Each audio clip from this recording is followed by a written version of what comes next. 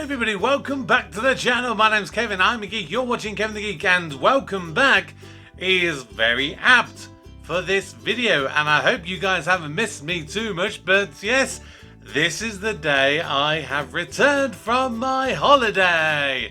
And you might be looking and thinking, hang on, he's not very tanned, is he, for having been away for nearly 2 weeks? That's because I'm recording this before I go away.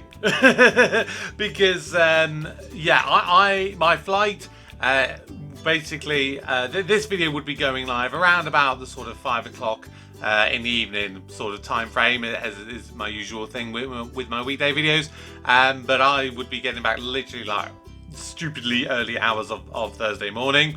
So I'm not planning on literally getting home, recording this straight away and editing it and exporting it and uploading it just to get it out for 5 o'clock. So that would be madness on my part. And I don't know how many of my videos basically between now and the end of the month I'm going to be pre-recording before I go.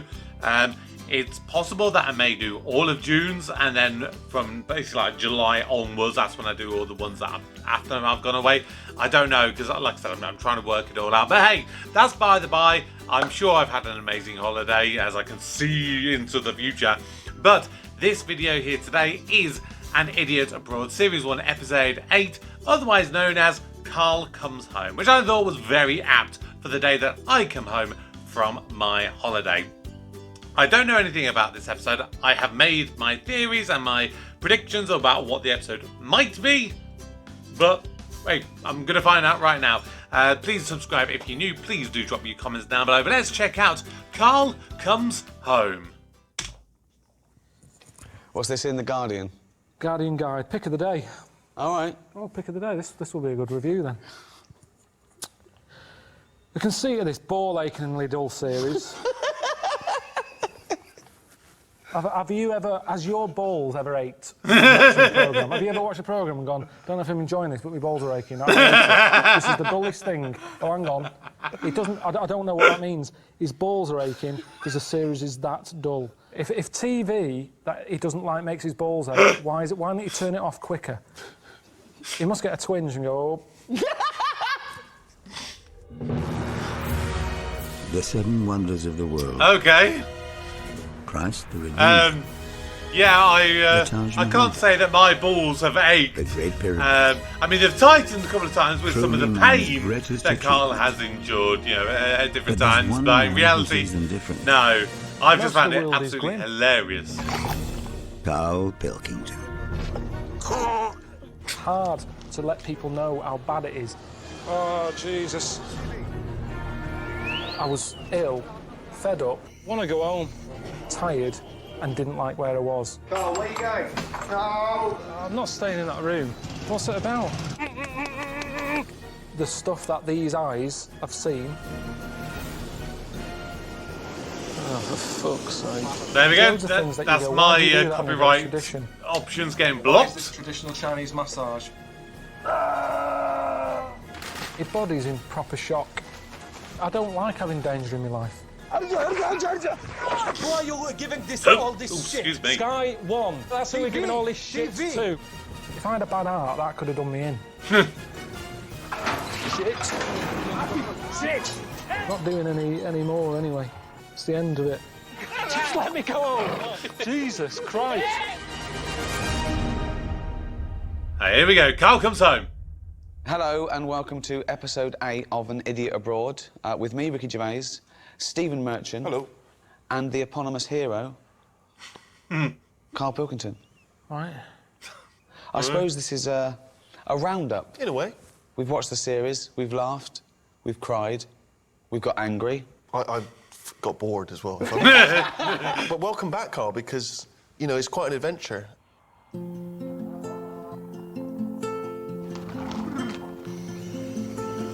You can see it for miles. It goes on for miles over the hills and everything. But so does the M6. That was one of my best lines in the show. Honestly, almost I like love a- that one. You know, like a diamond in a turd. Oh, yeah, the You pizza. don't see that in the brochure, do you? Shitty old nappy whizzing through the air. You tend to leave that out. the stuff that these eyes have seen, Right. they'll remember it. Well, it's funny you should say about your eyes because I've been consulting your diary here.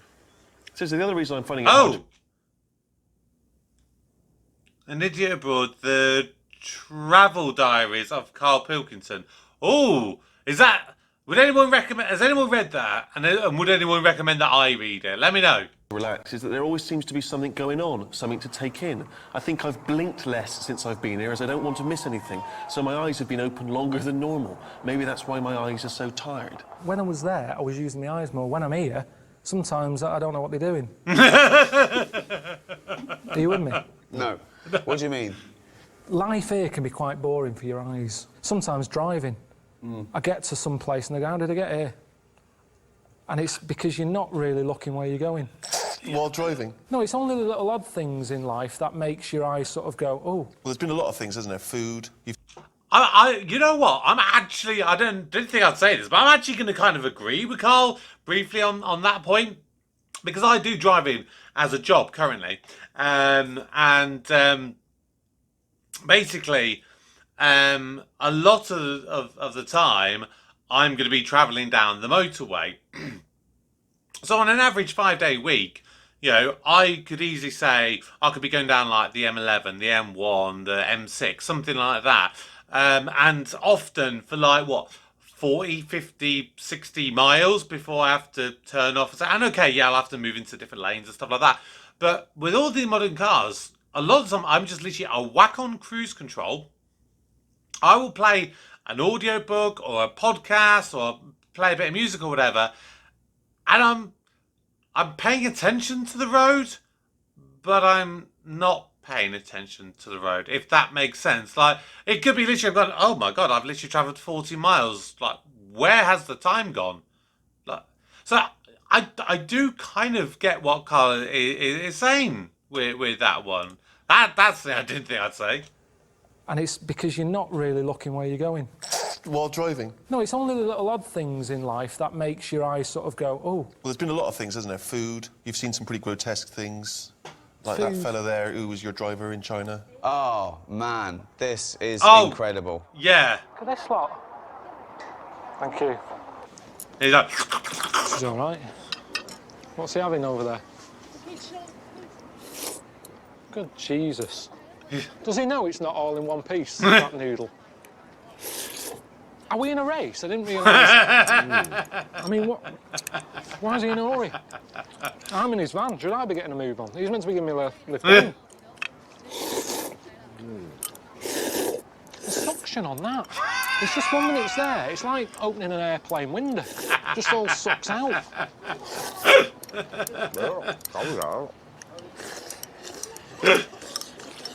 That's it, he's eating it. I've hardly touched this. What's he got now? oh, is this like the frogs or something? What is that? Oh no, the chicken feet. You don't pick a food by what sort of feet it's got. Just have chicken if he wants chicken. We're paying, he could have had anything he wanted. Oh, he's spitting it out now, he's just spitting its nails out by the looks of things. No thanks, you're all right. Oh, mind it, he's been munching like Mentos in the van. He's never offered me one of them. It gets the chicken feet. Suddenly he's keen for me to He's just spitting stuff out. He's chewing on it. He's spitting on it. I can't eat this. Oh, yeah. See, this was August last year I watched that episode. Nearly a year ago. You're not having pudding, are you?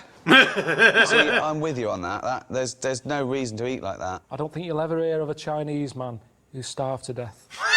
Because there's no reason to. Street food out there. I thought street food meant, you know, you have chefs on the street cooking food. They don't mean that. It's street food. Whatever's crawling about, they grab and eat. Yeah, honestly. Are they dead? Are they toads? Honest to God, that market, I thought it was a myth, all that, before I went. I thought they don't eat weird stuff like that, because there's no need.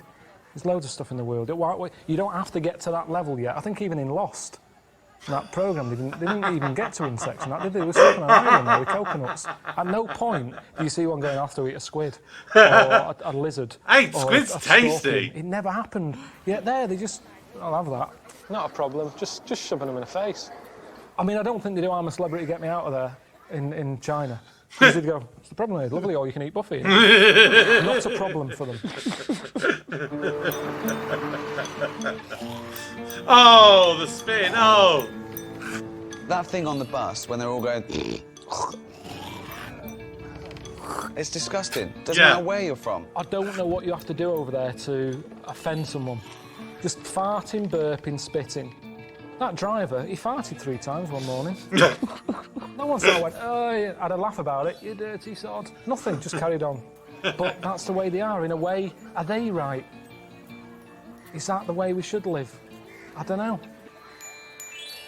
It's a good question, because, like, honestly, like my mum, she's notorious for being one of these, if you burp or you fart in front of her, she's like, oh, you dirty animal. And I'm like, it's only nature. So, I don't know. Yeah, there's I think in the Western world, there's stuff like with etiquette that we think of ourselves on that in other parts of the world would be second nature to them. And it's strange that... Well, I think it's strange and it's not strange that we have these differences of opinions, you know. Hey, but that's culture, and that's why I like culture. Noise has been a big thing on the whole trip. Well, look, here you're complaining about all the noise in Brazil.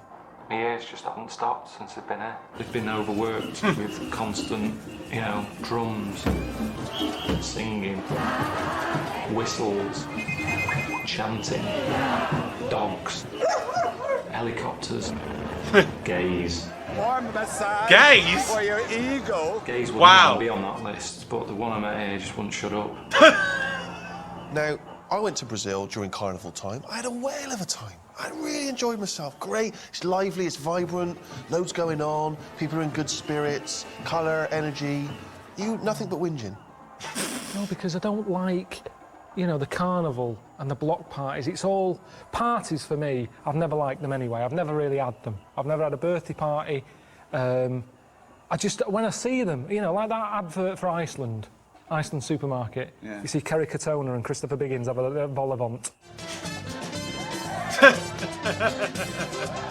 I don't look at that and go, that looks like a good night. No. But you're meant to, aren't you? It's meant to give you a good feeling. Iceland supermarket, look at the fun you can have with the food. I don't know where that party would be happening. But I don't look at it and go, I'd love to be there. And it was the same in Brazil. I don't like false fun. That's what it is, false fun. Okay, I I kind of get that. Stuff. Come round Thursday.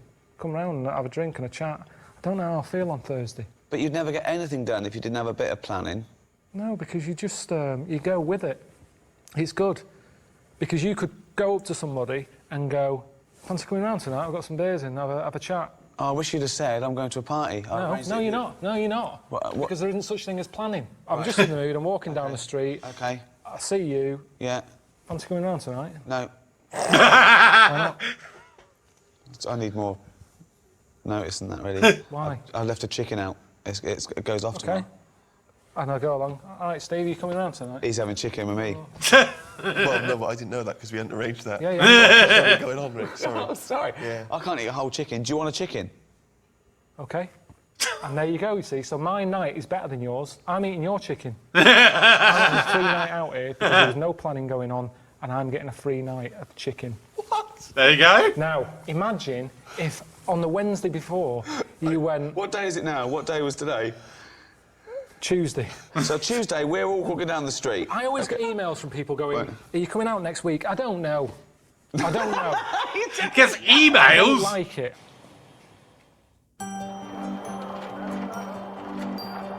Hello, I'm Mr. Ashik. Ashake. Nice to meet you, Carlitos. Okay, Carlitos.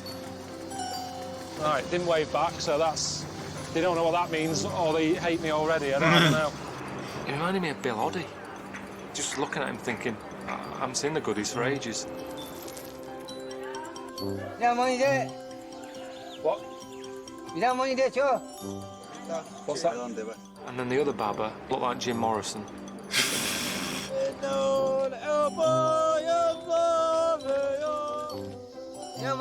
Hang on.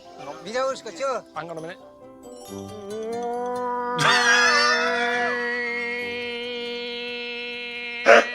I won't be social. I've still completely forgotten about that. I know, at least you only watched that like a month or two ago. Oh my word.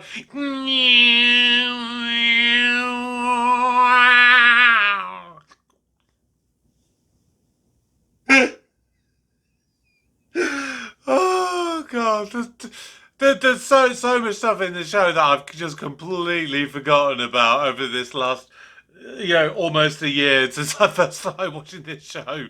But as soon as I see it, it comes flooding straight back. I don't do that. I've always said you only need 7 mates to get you through life. That's it. That's why, I mentioned Snow White with the midgets. She had them all covered in 7. Same thing again with friends. You met a lot of interesting characters. Tell us about your favourites. Who are the ones that stick in the mind? What about Celso in Brazil?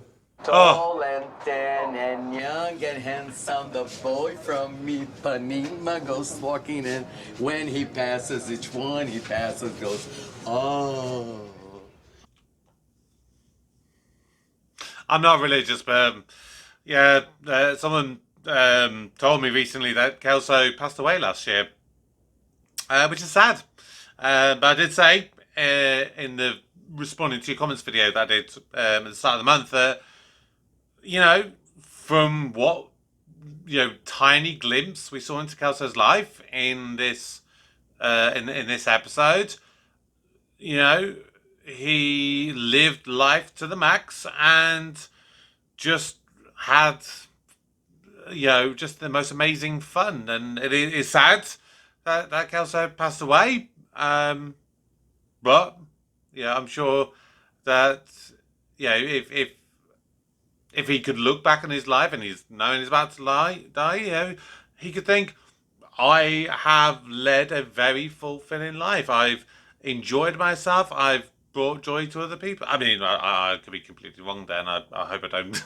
I hope I've not offended any relatives of Kelso there or friends that knew him much better than I ever would have done. So I apologise if I did, with my thoughts there. But I hope you get what I'm saying there. I thought he was all right, Celso. How do I look? He's Sorry, a different, Celso, different sort of mate. What was your first thought when he walked out looking like that? Oh, Jesus, what was that? It's just weird. It's like you've had Wurzel Gummidge sort of change the head. Change the heads. It's a little bit freaky. Why are you referring to Wurzel Gummidge? Why do you make no effort to try and speak to people in terms they might understand? What's the chances of him, fella in Brazil, knowing who Wurzel Gummidge is? I mean, I don't know who Wurzel There's people Gummidge watching is. this who won't remember who Wurzel Gummidge is. He just seemed very sort of well into the arts. And it's his mates as well. Marcelo. Marcelo. Pleased to meet you. Hi, Karl. How you doing? Welcome to Rio. You're happy? I have never sort of met a gay man so gay. It was just that voice, that sort of over the top. Nice enough, but I can't see us getting on long term. No? Do you know what? It's a good job I wasn't born gay, because I don't know what I'd do. Why not? If you're gay, you'll be loving it, won't you? I wouldn't. Yeah. I don't think I'm suited to it. Why? Just the lifestyle. Well, what do you mean the parties lifestyle? and stuff. Because the lifestyle, the way they walk about over there, showing off, being quite... OK, you wake up gay tomorrow. What's the first thing you do? Do you get a boyfriend or do you play the field? I think you play the field. Yeah, are you going to talk the same? Yeah, maybe in time. I suppose things rub off. If I'm knocking about with John Inmans of the world, I'm probably going to start maybe a little sort of... give me something to say. Oh, hello, I haven't seen you for ages. Right, so it'd be a bit different. Maybe oh, hello. Right, I haven't seen you for ages. Oh, hello. It'd be little things like that, and people would suddenly go, you met Karl recently, sounds different. Or So you go home, your dad goes, all right, so how's it going? Been doing any DIY recently? Oh, hello, Dad. I've been there for a bit. Oh, what are you talking like that for, Karl? How's Suzanne? I'm not with her anymore. This is pointless because it's not the life I would choose. OK, but you've woken up gay. But I wouldn't believe it then. I'd just go, oh, I feel a bit happier today, don't know why. No, but then you start going, you go down, you buy a gay magazine, you're flicking through, you're looking at more cock than you've ever seen before in your life, and you're loving it. You look down, something's happened. What do you do next? I just wouldn't look at that magazine again. No, you're loving it. You go, oh, I can't believe I haven't seen this magazine before. Yeah, but I've seen knobs before. Have you? Yeah. Where? We see knobs all the time. Where? In gyms and that. And don't say you don't look, because you do when you're in a gym. Because it's there. What and is? If you don't look, if you're going like that, that's more of a worry. If you're not happy looking a knob in the face, there's something wrong. You should be comfortable with.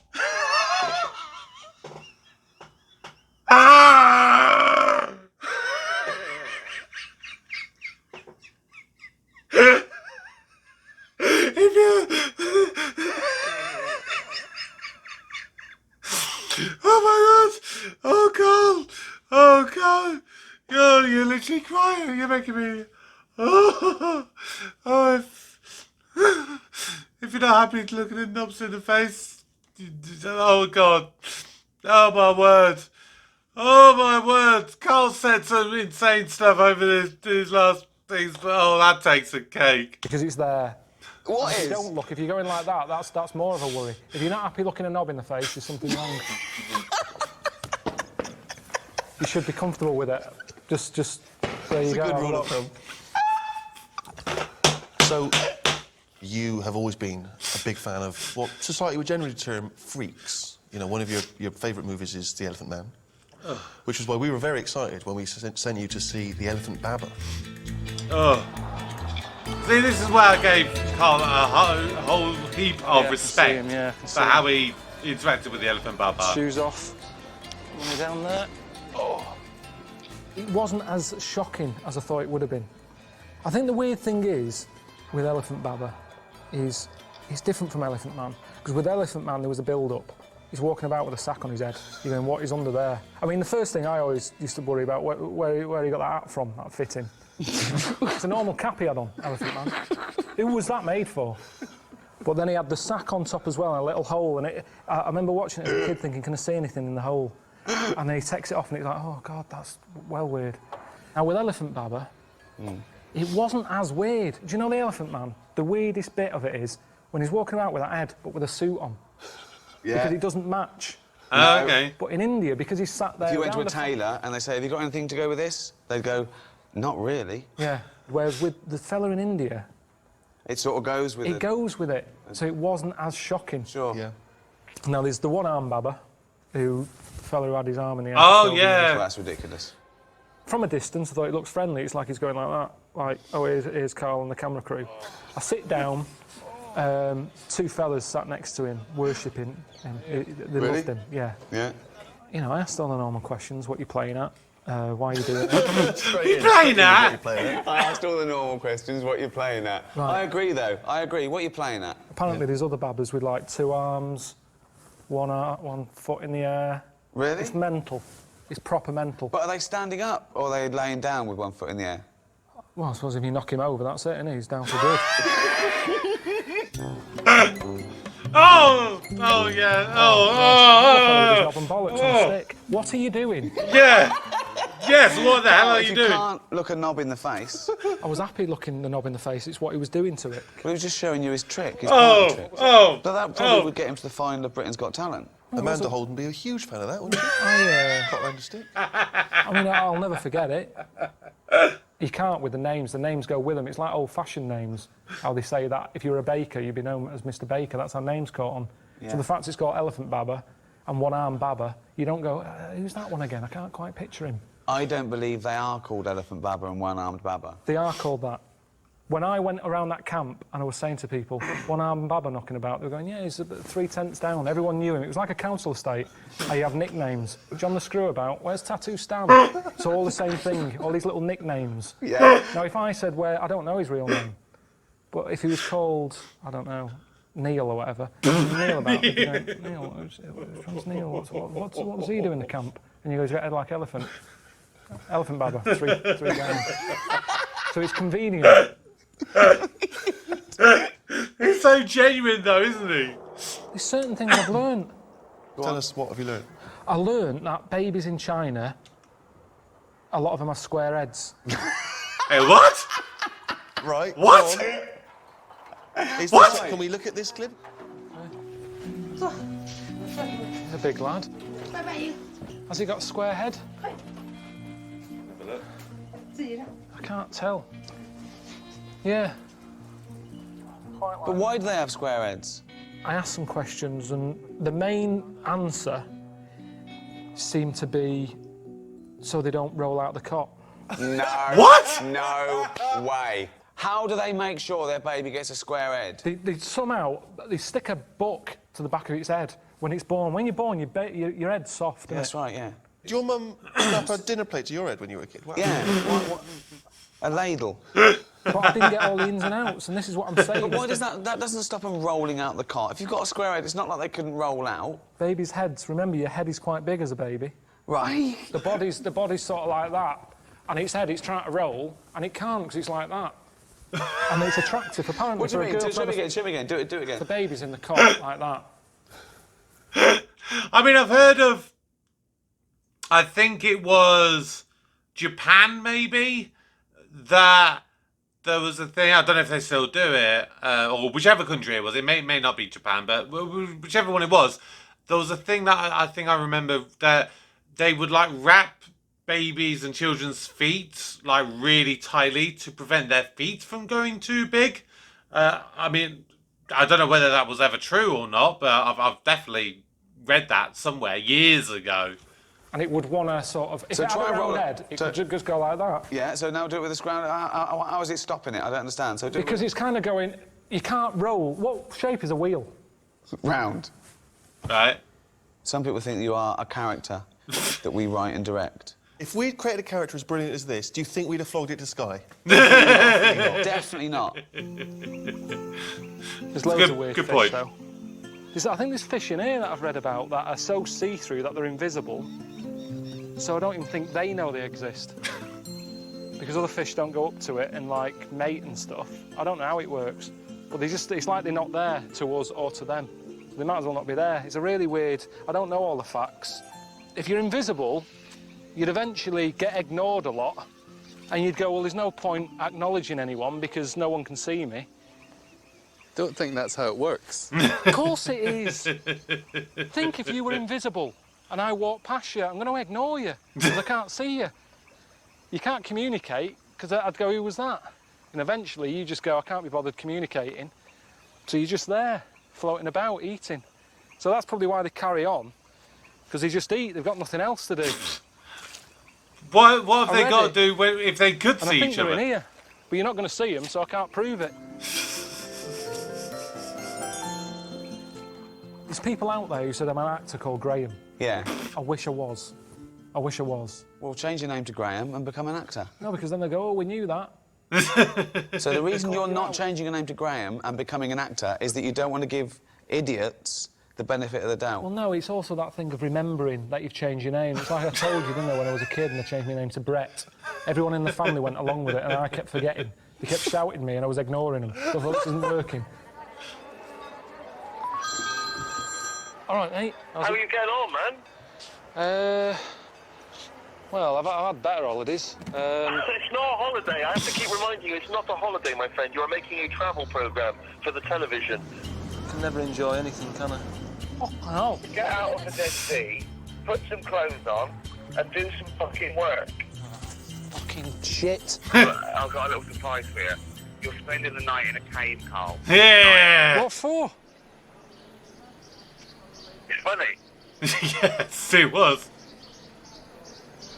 But I had some sort of new pudding that I've never had before. Carrots with sort of milk and sugar on it. I enjoyed it. I don't know if I'll find it in London. I don't want to watch you eating carrots on the telly. In HD.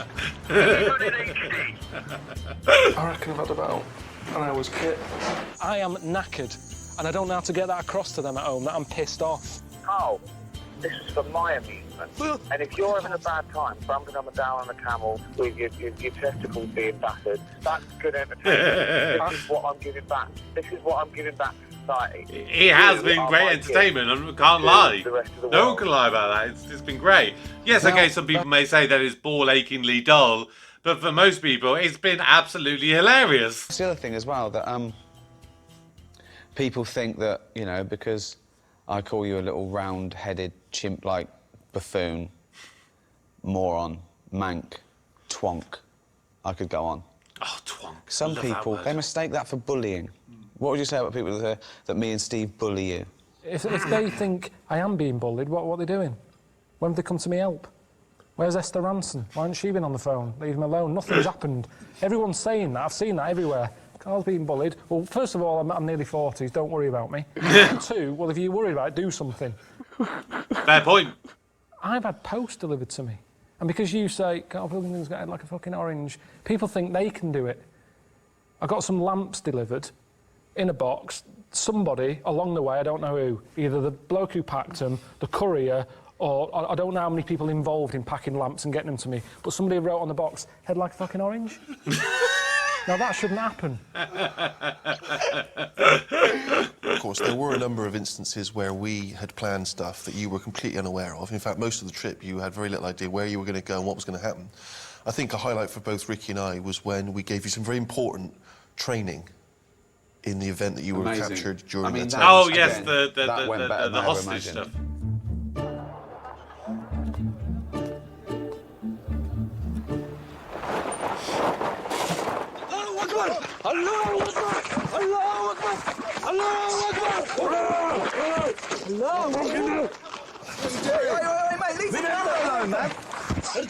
Yeah, I think you're out of order. What is going through your head when those guys grabbed you?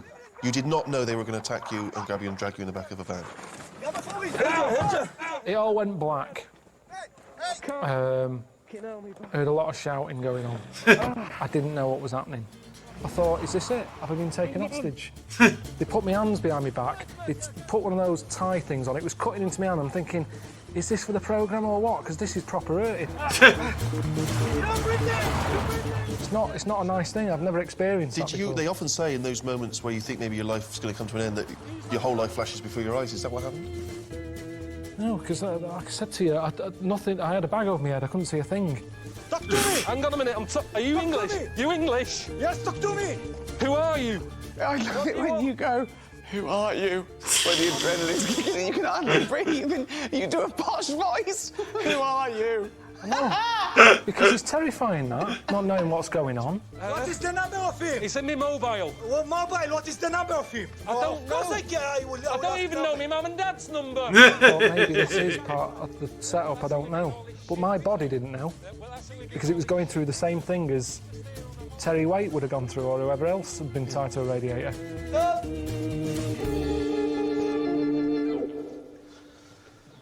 Did you learn anything from that, though? That was important training to make you able to cope if such a terrible thing did occur to you.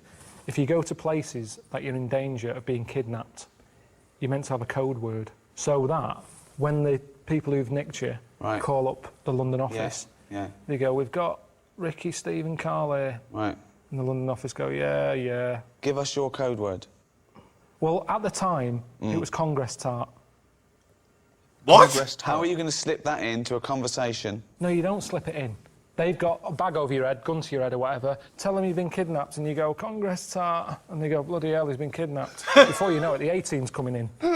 Right. So, hello, Karl, mate, how's it going? Congress tart. What? Congress tart. Rick, who's on the phone, mate? It's Karl. He said Congress tart, so he's definitely been kidnapped. Who are they? What do they want? Right. Who am I talking to now? Because them. Ask them. What do you want? He's asking what you want. Well, there's no one here to do that bit of role-playing, so maybe you should tell me what they're saying. They said, they just said they want to use me as bargaining power. But what do they want? What do they want? We'll see if we... But what do you actually want? Oh. What would they want? Is it money? Give them money. Okay, £5 million. Too much. I'm not spending that sort of cash. I've worked hard You for don't this. do that. I'm not spending that You cash. see, this is what worries me. I'm not spending £5 million to get you back. That's what's worrying. No. Because that's what would have happened. Can't we negotiate? Put them on. Yeah, here's Ricky. Right, you've got to play him as well, though. Hello? Hello? Who's that? Never mind who it is. Where's me $5 million? Can't afford $5 million at the moment. We're going to kill this kid if you don't give us the $5 million. We're getting sick of him. Why? What's he doing? He's just shouting Congress tart. Give him the money. Give us the money. Okay. I wouldn't have got him to call you, actually. There's no way. There's no way. It's a break. Oh, God. Oh, God.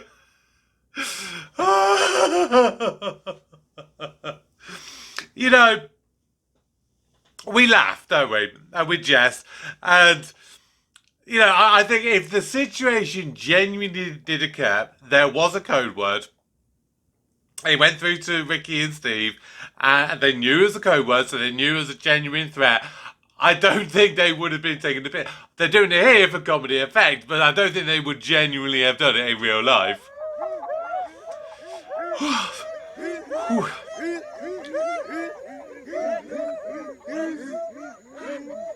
It's not really a dance, is it? It's like a little bit of a shuffle. Is this something I don't think I saw in this episode? It's just that. A couple of weeks ago. Not really.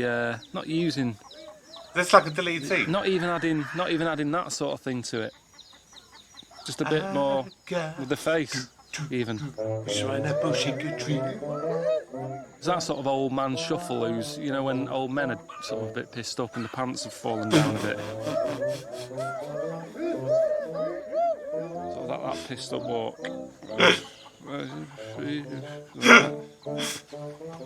But, you know, it killed a bit of time. There was nothing else to watch. And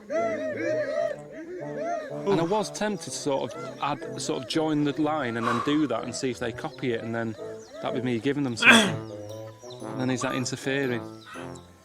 Maybe it wouldn't look frightening by the time, you know, if another tribe came in and they're all stood over there looking like Lionel Blair, you know, they're just going to go, right, let's get them. We can handle these. I mean, I'm so jealous of you being in the Peruvian jungle. Didn't you have a whale of a time? Of course he didn't, it's Karl. Fucking hell. Want to go home. People watching it will sort of go, but, you know, I've seen all this. Ray Mays and Bear Grylls sucking on elephant shit and all that. It's hard to let people know how bad it is out there. When I came out of there, I'd had no phone signal. 5 days, no phone signal. Stuck in the jungle, the Amazonian jungle, in a one-man tent, and then with a tribe for a couple of days. Called Suzanne up and said, all right, I'm safe and all that, expecting to get like a hero's welcome. All I got was, it's reassured me that if you died, I'd be all right. That's what she said. 16 years I've been with her. Not a day's gone by, I haven't spoke to her at some point. She turns around and says that. I'd be all right if you were dead. All right, cheers for that. I've got to call Ricky now. I called you up. Well, I had a meeting with everyone, and they weren't sure about the title, Karl Pilkington's Seven Wonders. I came up with an idea they really like, they're pushing through, want to run it by you. An idiot abroad. Well, no, we didn't say anything. We didn't say anything about that. We said it's Karl Pilkington's Seven Wonders. Hello? Yeah, but they were saying, you know, who's Karl Pilkington? Yeah, who's the idiot abroad? You! What? You're the idiot abroad. They loved it. They absolutely loved it. Yeah, well, they would, because you said it. You know what they're like. They all say, oh, yeah, that's great, Ricky. Yeah. We'll do that. We're not having an idiot abroad. It's Karl Pilkington's Seven Wonders. I've been through a load of shit here. No, it's not. You're sat there giving them bloody shit titles. We're not having an idiot abroad. We're not having it. It's the one thing that I said that I'm happy with. I don't want people thinking I'm a div. You are a div. It was in the but meeting. we love you for it. Just producers and me and Steve and all the things from Sky and the marketing, and I absolutely loved it. As soon as I came up with it, they started writing it down. So. Well, I'm back in a couple of days. We'll have another little meeting about that. Let's have another little meeting. Was they all croissants there and free coffee? Was they all sat around on their arse? Yes, that's great, Ricky. Any other ideas? Pour us another coffee. I'm sick of that lot. Tell them now, call them now, and tell them that we're not doing series 2. Nip that in the bud. I'm not doing anymore. That's yeah, you are. That. Yeah, you are. People love it. I've had enough of that now. I've done that. I've had enough. No, come on. Let's think of something else you can do. Seriously, what about this? We're not going to sort that out today. Idiot abroad. Fool's gold. I give you $1 million to spend, and you've got 1 year to make $2 million. Sounds quite cool. I've got to double $1 million. Yeah. You can gamble. You can put it all on a horse, or you can put a little bit on a horse. You go to Dragon's Den. You go, look, I've got an idea. Clippable mug.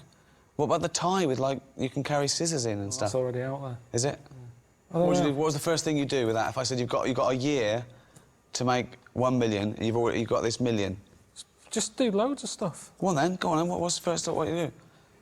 Antiques and buy antiques, flog them on, art. Are you any good with that? In Bulgaria. What do you know about? Hang on, what was that? Bulgaria? House in Bulgaria. That's... Sorry, because that's literally where I've been on holiday. Is Bulgaria? I just want to hear what he said about that. Antiques and buy antiques, flog them on, art. Right. Or buy a house in Bulgaria. What do you know about? Buy a house in Bulgaria? Whoa! You're going to buy a house in Bulgaria. That's your first thought. How much is the house in Bulgaria? 100 grand.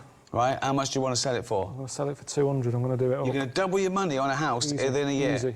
You got to make 130. Oh, I'm spinning plates here. This Go on, what else? So you've got to keep flying to Bulgaria to check on the I've got the local builders on it. Right. In Bulgaria. Yeah, plate spinning. Right. Antiques on the go. I'm buying What's the scratch antiques? cards. You're buying scratch cards? I'd buy a load of scratch How cards. many? 5,000 scratch cards. I'd have some kids doing that. I'd say, right, you can have a fiver. You're giving it to... I haven't got time. I'm giving it them to do. This is the worst idea I've ever heard. It's brilliant. I hope this actually got made into... Let me know if this ever got made into a TV show, because I really want to watch this. I mean, It hasn't. If you've got money, you make money. That's a fact. Not always. Where is Bulgaria? It's somewhere. I know Bulgaria is good for property. I've seen a lot of property programs. But where is it? No. There's a lot of things that you can do with property. It's sort of in between Greece and Turkey. Buying classic cars and doing them up. So you're doubling your money on a classic car in a year?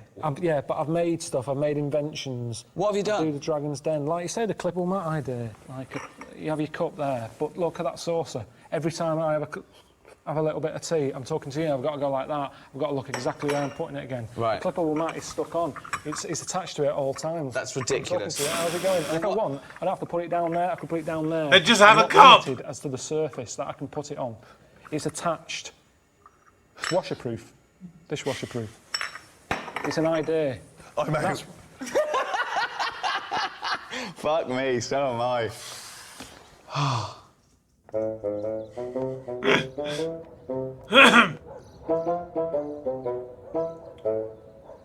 Most of the world is grim. Louis Armstrong did that What a Wonderful World song. I don't know what he's going on about.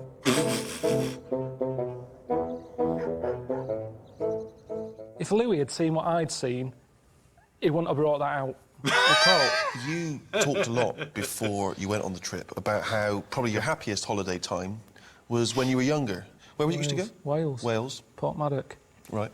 Year after year after year. It was brilliant. And why was it so great? It's everything you want. It's a good, it was a good holiday park. Right.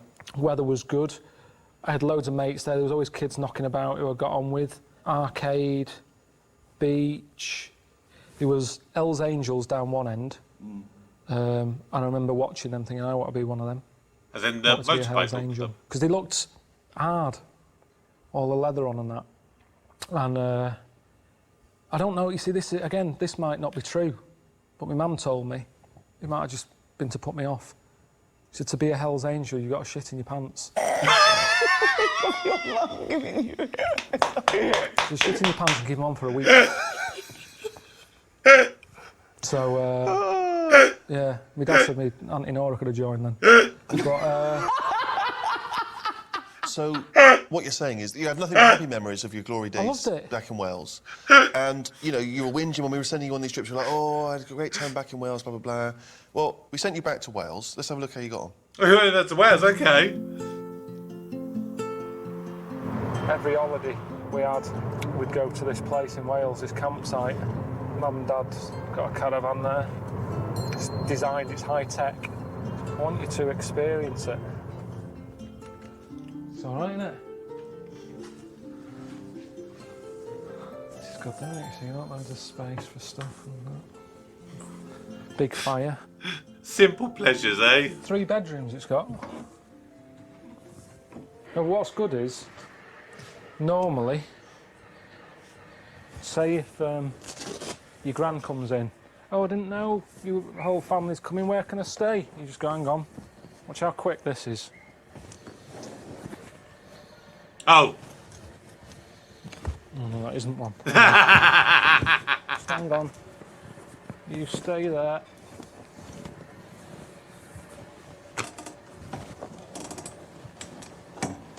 Not exactly quick, is it? Yeah, maybe move the table, Karl.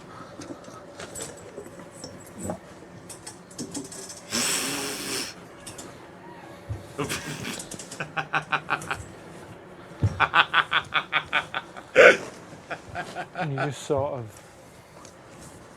Lie at an angle? That's not right, is it? Or you can just sort of, you know... What's wrong with that?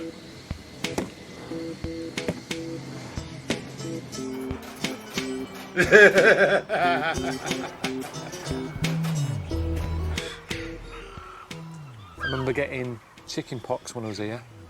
I just sat in the bath with a load of salt, stop them itching.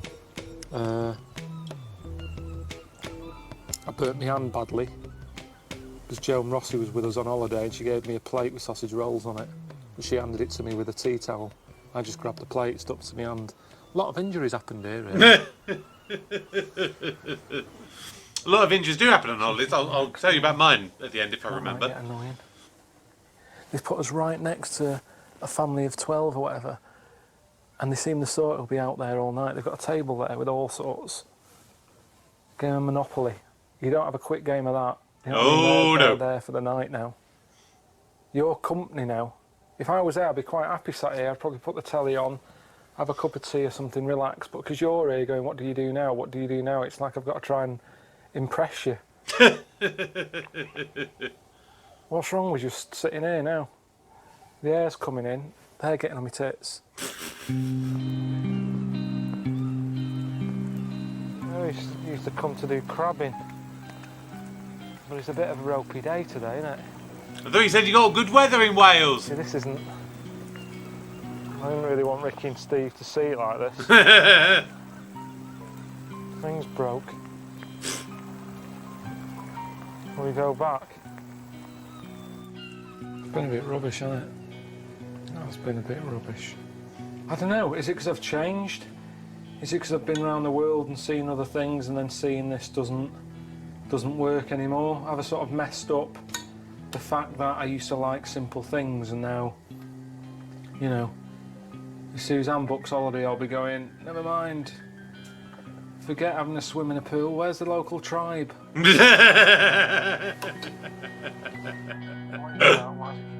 One of my ambitions for the series, I mean, I know Ricky's got his own agenda, but I was hoping that, you know, maybe travel would broaden the mind. That's the phrase that we hear. Do you feel, now the dust has settled, like a different Karl? You're saying about the broadening of the mind. I've put more stuff in the mind. Right. And whenever you do that, something has to go, doesn't it? Why does something have to go? No. It's the mind. Everything's only got a certain amount of space. There's never an endless supply. Even with computers, they go, oh, disk space full, or whatever. It's the same with the brain. But when I learn a new fact, I don't have to make room. I don't have to go, right, I've got to chuck some out. I've got to chuck some out now. Of course you do. Unless you're Stephen Hawking, who's got it all on hard drive, you can't just go, oh, where's that thing? Where's that thing that I want to remember? You might go, oh, I remember knowing something like that before when you were talking about bananas. Now, I had that fact about if you eat more than 6, it can kill you. No, that's definitely not, that's not a fact. It is a fact. No, it's not. Don't think that Potassium is. levels are dangerously high if you have 6 bananas. Now, when I walked in here today... I mean, I've got 5 over there. I don't want to risk it by getting another one. I went in that place you're having makeup on. I saw a bowl of bananas. I said, there's 6 bananas there. You know why there's only 6? 7 would be dangerous. This all happened. What fact squeezed out of your brain to accommodate the banana information? I don't know, because I forgot it. Perfect.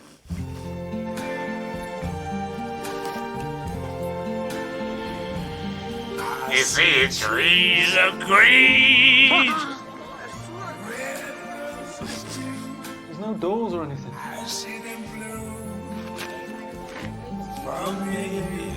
Oh. And I think to myself, what a wonderful world.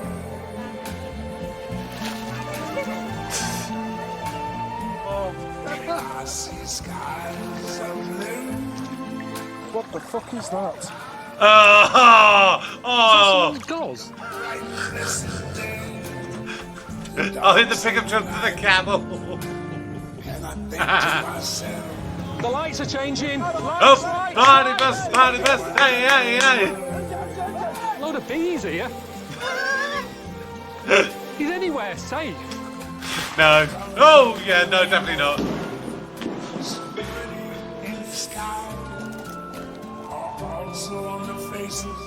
That's a testicle. Marcelo. Marcelo, not bad. Okay. Oh, I forgot about that.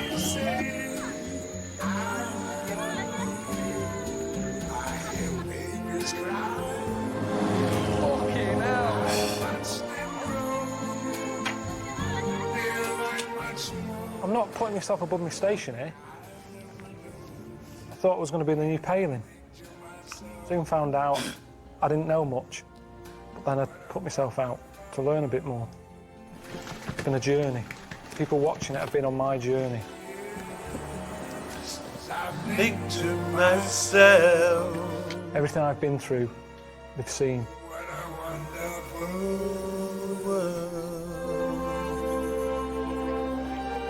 Oh yeah.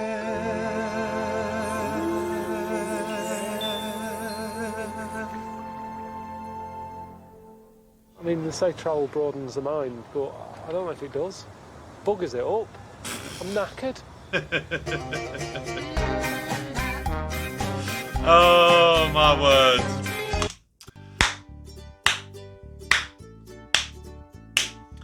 Oh my word. To the person who said that the Karl Comes Home episodes are possibly better than the actual show itself, you're definitely not far wrong with that. I mean, that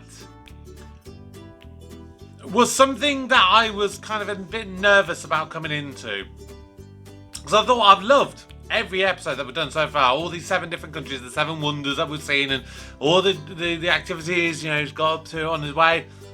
Karl coming home and talking about it, I thought, you know, are we going to get the comedy? Are we going to get the wisdom, or the Karl wisdom? And yes, we did. We got it in bucket loads, and it was amazing. It was amazing to kind of refresh my memory of all these different things. Of course, we've seen over the last, you know, God knows how many months on, you know, with this, you know, last 10 months that we've been watching this show. And I'm so glad I picked it back up. Obviously, I kind of left it for a couple of months after Christmas. Yeah, and it was absolutely fantastic. So I definitely want to do series 2. Definitely tell me if he did that show that they were talking about turning 1 million into 2 million or whatever, because I'd be damn intrigued to watch that if that ever did get made a thing. The burn that we were talking about. So yeah, I suffered a burn as a child on holiday. I was in Mallorca, and a woman managed to knock like a jug of freshly poured black coffee, and it literally, like, on my arm, it was probably about, I don't know, probably about the size of my hand's worth. Literally on my wrist. But obviously, I was 6 years old, so it's obviously a lot smaller. But you get the idea of the scale. And it's something that I am still baffled about to this day. I got an explanation from school, but I don't know whether it is scientifically accurate or not. But here's the thing. So, with burns, traditionally, you go in, you run it under cold water, and you cool it down. And typically, for like a proper scalding burn, you need to be running it for like 20 odd minutes under the cold water to try and cool it down. And obviously, like I said, I'm 6 years old. I'm screaming the place down. They took me into kitchens. They're running it under tap. And then when they get the bandages out to sort of wrap up my wrist, to try and stop it and everything, they put raw potatoes on it. They literally would cutting up potatoes. They got some raw potatoes, like slices of it. There was like 2 or 3 of them. They literally laid it out on my arm and then just sort of wrapped the bandage around my arm, which is the most bonkers thing. I think, you know, I've said it to so many different people, and they're like, why? And I spoke to my science teacher years later. So again, if you're wrong, Mrs. Mitchell-Bunce, you lied to me, or you were wrong in your information. But apparently, there is something in potatoes. I don't know whether it's the starch or there's something, but that helps with healing. And you know, in reality, for something. Yeah, that was literally pure black coffee, literally straight onto my arm. I should have had like some kind of scarring. I mean, there's literally nothing. There is literally nothing on my arm at all. For weeks afterwards, I had this humongous scab on there, but no, I never got like an actual scar. I mean, I do have very faintly. You probably can't really see it on the camera, but there was a burn when I worked in a restaurant. Years later, and I've still got that. So, like I said, that should have given me a massive, humongous scar on my wrist, but it didn't. And clearly, people need to be told about raw potatoes in basic first aid courses. That's it. Sorry, we've gone off on a bit of a tangent there, but I did promise I'd say that if I remembered. So, that is it. That is the end of my reactions to Series 1 of An Idiot Abroad. Let me know what your thoughts are. Do you want me to continue? I mean, I probably am going to do it anyway because I really did have a lot of fun with it. Of course, don't give me spoilers, but do drop your comments down below. Do please subscribe if you're new. But for today, I am back off my holidays. Normal service will resume from today. And so, my name is Kevin. I am a geek, and you have been watching Kevin the Geek. Goodbye.